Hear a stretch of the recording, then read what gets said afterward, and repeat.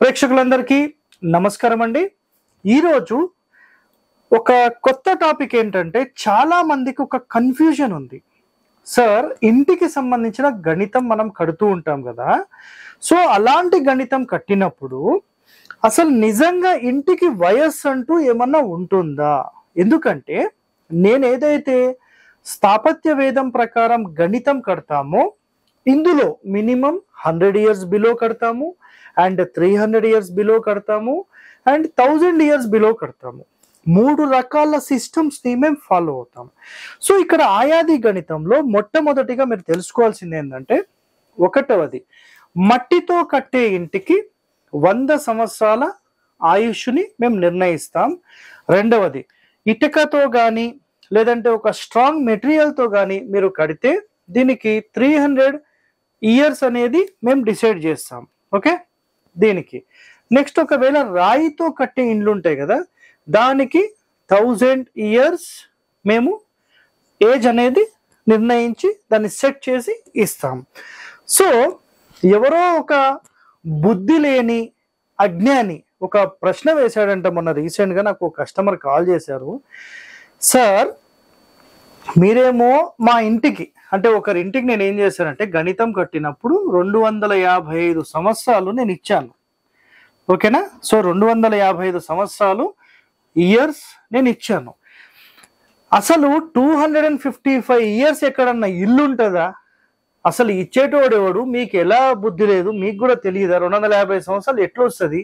అసలు గణితం చేసే విధానమే తెలియదు అని చెప్పి మాట్లాడారంట. అయితే ఆ కస్టమర్ నాకు కాల్ చేశాడు. సార్, మరి అందరేమో 100 120 సంవత్సరాలు ఇస్తున్నారు, మరి మీరు 255 ఎట్లా ఇచ్చారు సార్ అంటే, ఒక గుర్తుపెట్టుకోండి అండి, మట్టితో కట్టే ఇల్లు అయితే 100 సంవత్సరాలే ఇస్తారు. సో మీరు మట్టితో కడుతున్నారా? కట్టట్లేదు, కాబట్టి మీకు సంబంధం లేదు. ఒకటో పాయింట్, వీడియో మొత్తం చూడండి, మధ్య మధ్యలో స్కిప్ చేసి కామెంట్స్ పెట్టకండి. మొత్తం వీడియో చూసిన తర్వాత కామెంట్ పెట్టండి. సో 100 ఇయర్స్ మట్టితో కట్టే ఇల్లు, ఇటుక లేదా స్ట్రాంగ్ మెటీరియల్ ఇంటర్లాకింగ్ సిస్టమ్ అయితే ఒక 300 ఇయర్స్, అండ్ 1000 ఇయర్స్ అయితే స్టోన్తో కట్టేవి. గుర్తుపెట్టుకోండి ఇక్కడ ఒక మాట, నేను 255 సంవత్సరాలు ఇస్తే 255 సంవత్సరాలు ఇల్లు ఉంటుందా? ఉండదు కదా. మరి నేనెందుకు ఇస్తున్నాను? సో గుర్తుపెట్టుకోండి. ఇక్కడ ఒక కంప్లీట్ ఒక పార్ట్ గురించి మీకు ఎక్స్ప్లెయిన్ చేస్తాను. ఒక బిల్డింగ్ ఏదైతే మీరు నిర్మిస్తున్నారో ఈ బిల్డింగ్కి సంబంధించిన ఏజ్ ఎంత? ఓకేనా? ఇక్కడ దీనికి సంబంధమే లేదు.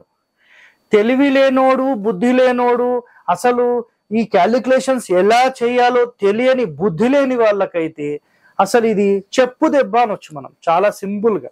ఎందుకంటే వాస్తు పేరుతో తల్లిదండ్రుల నుంచి నేర్చుకున్నామని అబద్ధాలు చెప్తూ అబద్ధాల వాస్తు వ్యక్తులు మార్కెట్లో చాలా మంది చలామణి అవుతున్నారు. అందులో స్పెషల్లీ ఇట్లాంటి విషయాలు మాట్లాడే వాళ్ళు స్పెషల్. సో అలాంటి అజ్ఞానం ఉన్నవారికి లేదంటే వీటి గురించి అవగాహన లేని వారికి, గురువు నుంచే విద్య తెలుసుకోని వారికి మనం చెప్పడం వ్యర్థం. ఎందుకంటే మనం వెళ్తూ ఉంటే కుక్కలు మురుగుతూ ఉంటాయి, మురిగే కుక్కలను మనం ఎందుకు పట్టించుకోవడం? ఏదో వదిలేసారు అంతే. సరే, సమాజంలో కొంతమందికి ఏదన్నా ప్రశ్న ఉంటుంది కాబట్టి నాకు ఒకళ్ళు అడిగారు.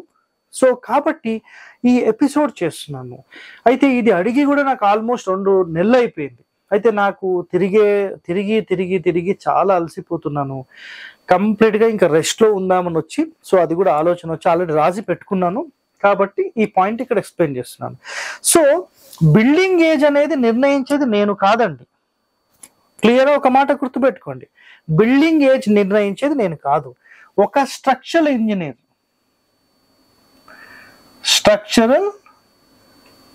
ఇంజనీర్ నిర్ణయిస్తాడు.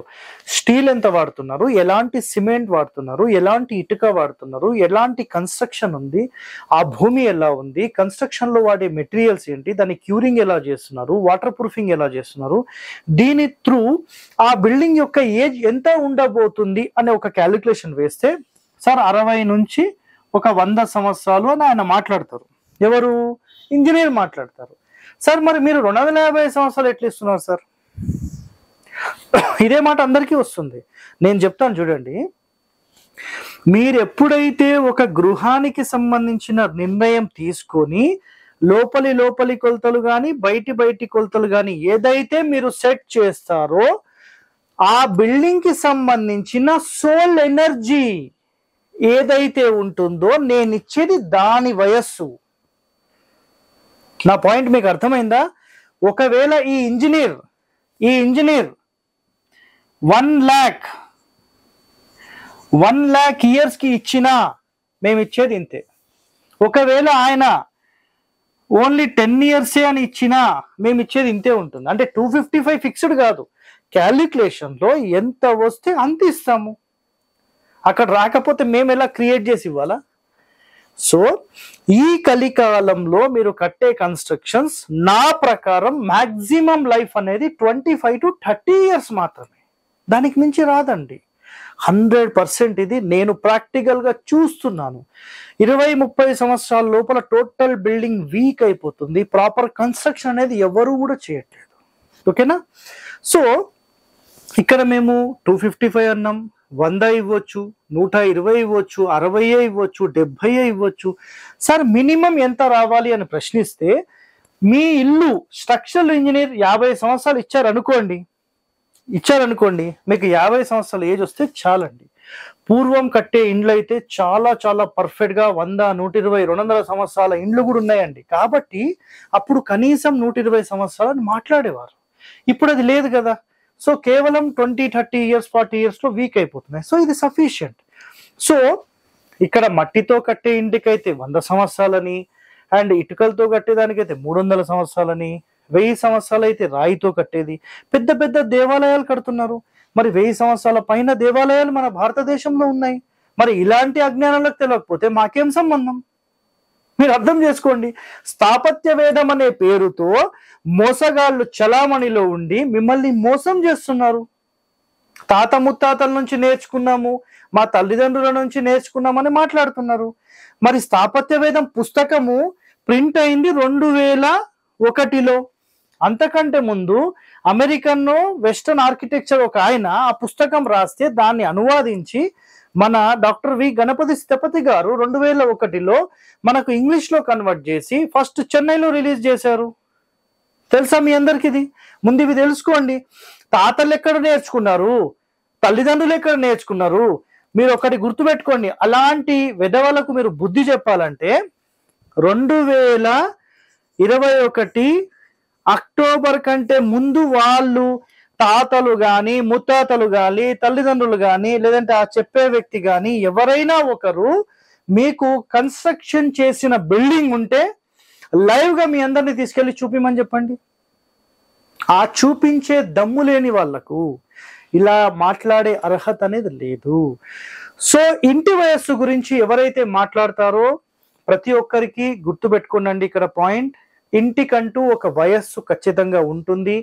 ఆ వయస్సు అంటే ఏంటి సార్ అని మళ్ళీ ప్రశ్నించే అవకాశాలు కూడా ఉన్నాయి. ఇక్కడ గుర్తుపెట్టుకోండి, మళ్ళీ క్లియర్ గా చెప్తున్నాను.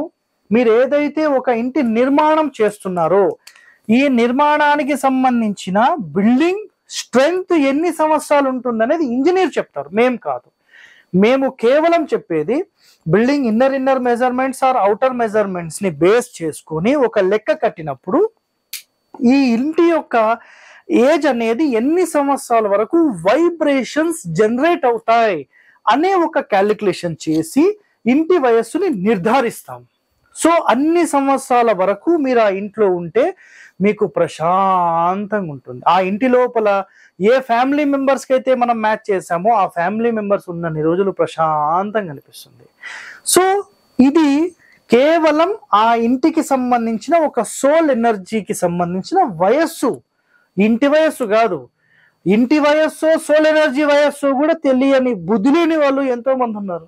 సో ప్రేక్షకులారా, ఈ వీడియోతో వీటికి సంబంధించిన రహస్యాలు పటాపంచలు చేసి మీ ముందు పెడుతున్నాను. సో ఎవరైతే మిమ్మల్ని మోసం చేయాలని ప్రయత్నం చేసి సమాజంలో తిరుగుతున్నారో వాళ్ళందరికీ మీరు బుద్ధి చెప్పండి. ఇకనైనా ఇంటి వయస్సుకు సంబంధించి ఈ గణితం ఎలా చేస్తారంటే ఆయాది గణితం అని ఉంటుంది. ఓకేనా? ఆయాది గణితంలో వీటికి సంబంధించిన పూర్తి సమాచారం స్థాపత్య వేదంలో ఉంది. అది చదివితే కదా తెలిసేది. చదవని వాళ్లకు మనం ఏం చెప్పలేమండి. సో అలాంటి వాళ్ళ గురించి వదిలేసేయండి. ఇంటికి సంబంధించిన వయస్సు ఎలా నిర్ధారిస్తారు ఇక్కడ క్లియర్ గా మీకు ఎక్స్ప్లెయిన్ చేశాను. ఇంటి వయస్సా, స్ట్రక్చరల్ బిల్డింగ్ వయస్సా మీరు అర్థం చేసుకోండి. సో ఇలాంటి వాస్తు రహస్యాలు మీరందరూ తెలుసుకోవాలంటే మన హరివాస్తు ఛానల్ లేదా ఈ ఛానల్ని మీరు సబ్స్క్రైబ్ చేసుకోండి. మరిన్ని ఎపిసోడ్స్ కోసం, మరిన్ని రహస్యాల కోసం మీరందరూ తెలుసుకోవాలంటే stay tune to our channel. Thank you అండి, ధన్యవాదాలు.